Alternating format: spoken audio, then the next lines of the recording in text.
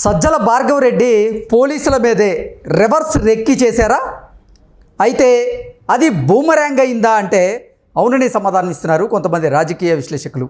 ఈ నేపథ్యంలోనే అసలు సజ్జల భార్గవరెడ్డి పోలీసుల మీద చేసినటువంటి ఆ రివర్స్ రెక్కి ఏంటి, అది ఎలా బూమరాంగ్ అయింది అనేది మనం తెలుసుకునేటువంటి ప్రయత్నం చేద్దాం. ప్రస్తుతం మనతో పాటున్నారు ప్రముఖ రాజకీయ విశ్లేషకులు, ప్రముఖ సీనియర్ జర్నలిస్ట్ సిఎస్ రావు గారు. సార్తో మాట్లాడదాం.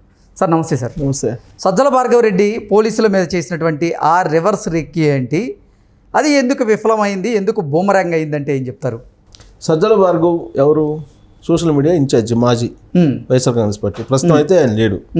ఆయన కారణంగానే వైఎస్ఆర్ కాంగ్రెస్ పార్టీ 11 స్థానాలకు పరిమితం అయిందని చెప్పి చాలామంది చెప్తుంటారు.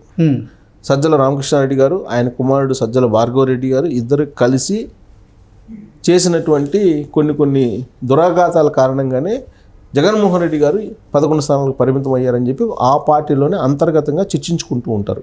కారణం ఏంటంటే ఆ రోజున సోషల్ మీడియా మీద ఈ సజ్జల భార్గవ రెడ్డి అనే అతను ఒక రకంగా జూలు విధిల్చాడు ప్రత్యర్థుల మీద జూలు విధిల్చడంతో పాటు ఈయన పెట్టించినటువంటి పోస్టులు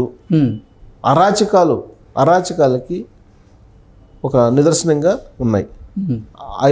అది ఒక ఎత్తు అయితే, ప్రత్యర్థులు పెట్టేటువంటి పోస్టులు లేదా ప్రత్యర్థులు పెట్టేటువంటి వీడియోలు, ప్రత్యర్థులు చేసేటువంటి వ్యాఖ్యలు, వీటి మీద కాన్సన్ట్రేషన్ చేసి వాళ్ళ మీద పోలీసుల చేత కేసులు పెట్టించడం, అరెస్టులు చేయించడం, ఇవన్నీ నానా రకాల అరాచకాలు చేశాడు ఆ రోజున సజ్జల భార్గవరెడ్డి గారు. ఈ సజ్జల భార్గవరెడ్డి చేసిన కారణంగా ఎవరైతే తటస్థ ఓటర్లు, తటస్థ జర్నలిస్టులు ఉంటారో వాళ్ళు కూడా వన్ సైడ్ అయిపోయారు. వన్ సైడ్ అయిపోవడం కాదు, వాస్తవాలను చెప్పేటువంటి పరిస్థితికి వచ్చారు తెగించి. మామూలుగా అయితే తటస్థ జర్నలిస్టులు ఎప్పుడు కూడా వయా మీడియాగా చెప్తుంటారు, ప్రజలకి అర్థమయ్యేటట్టు, అంతే తప్ప వన్ సైడ్ ఎప్పుడు భుజాలకు ఎత్తుకోరు. కానీ సజ్జల భార్గవరెడ్డి కారణంగా వన్ సైడ్ మాట్లాడే పరిస్థితికి తటస్థ జర్నలిస్టులు కూడా వచ్చేసారు.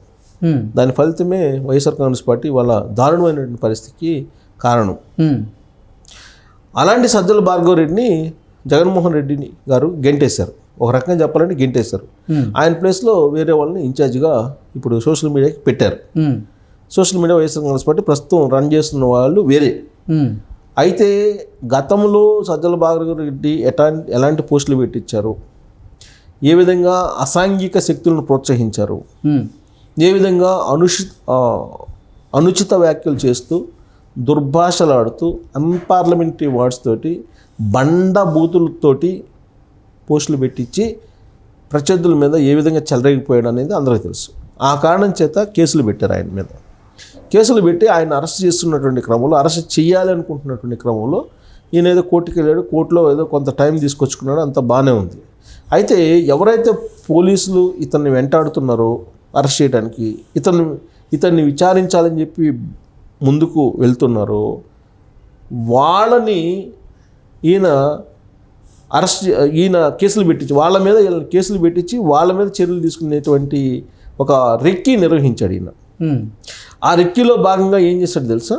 విచిత్రమైనటువంటి పరిణామం. జగన్మోహన్ రెడ్డి గారి ఆధ్వర్యంలో పనిచేసినటువంటి వాళ్ళకి మాత్రమే ఇలాంటి ఆలోచనలు వస్తాయని చెప్పి తెలుగుదేశం పార్టీ వాళ్ళు చెప్తుంటారు. బహుశా అందుకే సజ్జల భార్గవరెడ్డికి ఇలాంటి ఆలోచన వచ్చి ఉంటుంది. ఏంటది అంటే, సజ్జల భార్గవరెడ్డి డ్రైవర్ ఉన్నారు, అది పేరు సుబ్బారావు పేరు. అతన్ని ఏదో పోలీసులు పట్టుకున్నారని, అతని మీద 3rd డిగ్రీ ప్రయోగించారని, అతను 3rd డిగ్రీ ప్రయోగించడం కారణంగా అతని మీద సజ్జల భార్గవరెడ్డి మొత్తం అరాచకాలు చేశాడని వాంగ్మూలం ఇచ్చాడని, దాన్ని బేస్ చేసుకుని సజ్జల భార్గవరెడ్డిని అరెస్ట్ చేస్తున్నారని చెప్పడానికి పోలీసులు ప్రయత్నిస్తున్నారు. పలాని నా డ్రైవర్ని 3rd డిగ్రీ ప్రయోగించి నా ప్రైవేటు జీవితం ఎలా ఉంటుంది అనే దాని మీద కూడా పోలీసులు విచారణ చేస్తున్నారు, ఇది దుర్మార్గం అని చెప్పేసి ఆయన కంప్లైంట్ ఇచ్చారు. ఎవరో సుబ్బారావు వాళ్ళ భార్య చేత కంప్లైంట్ ఇప్పిస్తే పోలీసులు విచారణ చేసినటువంటి క్రమంలో కొత్త విషయం బయటకు వచ్చింది. ఏంటి అని అంటే, ఇప్పుడు ఇతను 1వ తారీఖు 2వ తారీఖు ఎక్కడున్నాడు, అసలు నిజంగా పోలీసులు పట్టుకున్నారా లేదా, విజయవాడ కమిషనర్ రాజశేఖర్ ఏదో పేరు, ఆయన టేకప్ చేశారు ఆ కేసుని, ఆయన దగ్గర కంప్లైంట్ చేశారు. ఆయన టేకప్ చేసి ఆయన విచారణ చేస్తే బయటపడినటువంటి అంశం ఏంటంటే అసలు ఈ సజ్జల భార్గవరెడ్డి ఆదేశం మేరకు కంప్లైంట్ ఏదైతే చేశారో ఆ డేట్న పోలీసులు నిజంగానే ఇతను పట్టుకున్నారా అనే దాని మీద ఎంక్వైరీ చేస్తే ఆ సుబ్బారావు అనే అతను అక్కడ లేడు. గూగుల్ టేక్అవుట్ ద్వారా చూస్తే అసలు అక్కడ లేడు అని. వీళ్ళు ఎక్కడైతే విజయవాడలో అతన్ని పట్టుకొని అరెస్ట్ చేస్తున్నారు, 3rd డిగ్రీ ప్రయోగిస్తున్నారు అని చెప్తున్నారో అక్కడ విజయవాడలో లేడు అతను. మరి ఆ 1-2 తేదీలు ఎక్కడున్నాడు ఆయన అని అంటే పోలీసుల విచారణలో ఉయ్యూరులో ఉన్నాడని చెప్పి తెలిసింది. ఉయ్యూరులో ఎవరి దగ్గర ఉన్నారని అంటే అక్కడ ఎవరో ఒక అతను ఉంటే అతను స్కూటర్ మీద ఎక్కి వెళ్తున్నటువంటి సీసీ ఫుటేజ్ మొత్తం ఎతికారు. సీసీ ఫుటేజ్ మొత్తం ఎదిగితే చంద్రలీల అనేటువంటి అతని స్కూటర్ మీద ఇతను వెళ్తున్నాడు. వీళ్ళు ఏదైతే కంప్లైంట్ ఇచ్చారో పోలీసులు పట్టుకొని అతని మీద 3rd డిగ్రీ ప్రయోగించారు. 3rd డిగ్రీ ప్రయోగించి తన మీద రకరకాల ఆరోపణలు అతని చేత చేయించడం ద్వారా వాంగ్మూలం తీసుకుని ఆ వాంగ్మూలాన్ని బేస్ చేసుకుని తనను అరెస్ట్ చేయాలనుకుంటున్నారని చెప్పి సజ్జల భార్గవరెడ్డి ఆరోపణలు చేస్తూ కంప్లైంట్ చేయించారు. ఆ కంప్లైంట్ బేస్ చేసుకుని విచారిస్తే ఈ సుబ్బారావు అనే అతను ఈ సజ్జల భార్గవరెడ్డి గారు చేసినటువంటి కంప్లైంట్ మేరకు ఇక్కడ లేడు. ఎక్కడో ఉయ్యూరులో మారుమూల గ్రామంలో ఈ చంద్రలీల అనేటువంటి అతను స్కూటర్ మీద ఇతను తిరుగుతున్నట్టు సీసీ ఫుటేజ్లో అక్కడ బయటపడింది. మరి ఈ కంప్లైంట్ చేసిన పర్సను మరి పోలీసులు నిరికించడానికి ప్రయత్నం చేసినట్టే కాదా? అంటే పోలీసుల మీద ఉల్టా కేసు పెట్టి ఆ సుబ్బారావు అనే అతని మీద 3rd డిగ్రీ ప్రయోగించాలని చెప్పి పోలీసుల మీద ప్రైవేట్ కేసు పెట్టి కోర్టుకు వెళ్ళాలనే ప్రయత్నం సజ్జల భార్గవరెడ్డి చేశారు. దాని కారణంగా ఇతను అరెస్ట్ నుంచి తప్పించుకోవచ్చు అని చెప్పి ప్రయత్నం చేశాడు.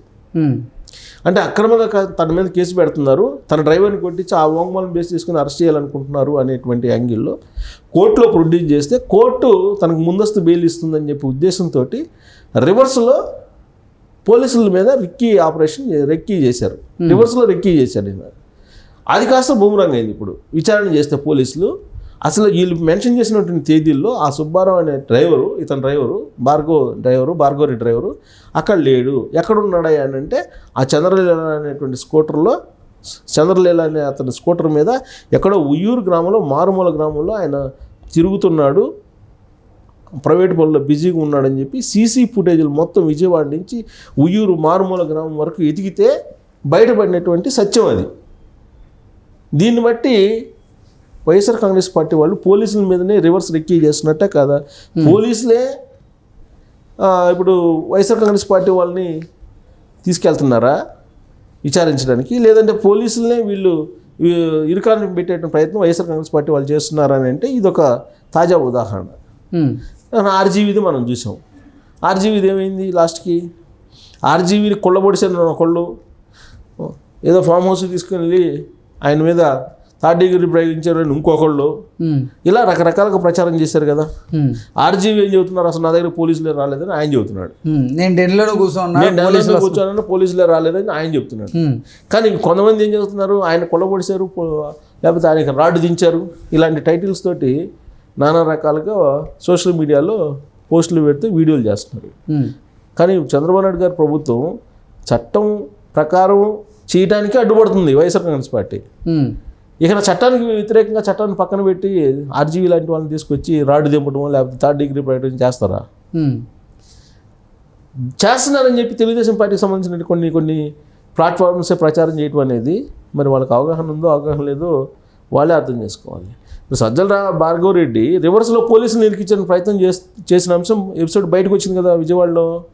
అంటే దాని అర్థమైంది పై చేయి ఎవరిది? పోలీసులదా, వైఎస్ఆర్ కాంగ్రెస్ పార్టీకి సంబంధించినటువంటి సోషల్ మీడియా అసాంఘిక శక్తులదా అని అంటే అర్థం చేసుకోవచ్చు. Okay sir, thank you so much.